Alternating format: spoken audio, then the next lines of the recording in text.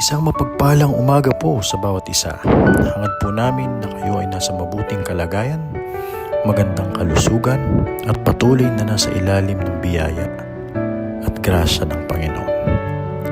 Para sa umagang ito, ang ating talatang bubuksan ay ang unang Juan 3. Hayaan niyo po na aming ipahayag ang ilan sa mga bagay at katotohanan na naway maging pagpapala sa atin sa araw na ito.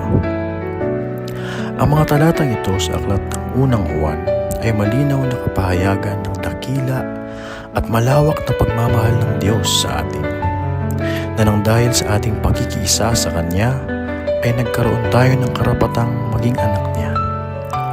Gayunpaman, hangad ng Diyos na sa ating pagkikiisang ito ay maging ganap at kalugod-lugod ang ating mga buhay sa Kanyang harapan. Pinapahayag ng verse 3 na ang sinumang ang pag-asa ay kay Kristo ay nagsisikap na maging kawangis niya. Kalakip ng ating pamumuhay bilang mga Kristiyanong kinasangkapan at pinatatag ng Diyos, kabilang ng ating mga tagapanguna sa iglesia, ay ang mga sumusunod na hamon.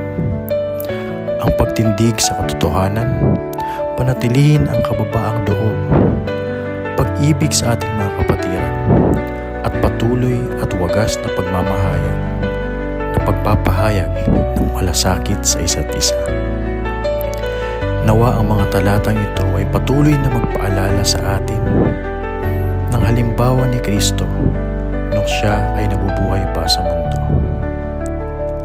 Panginoong Jesus, amin pong hinihiling ang inyong malayang pagkilos sa aming mga buhay.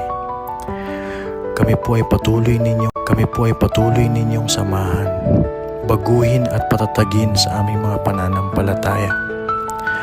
Gaya ng kapahayagan ng pag-ibig ni Jesus sa amin, naway mahayag din namin ang pag-ibig mo sa iglesia at sa mundo na patuloy na nangangailangan ng pag-asa.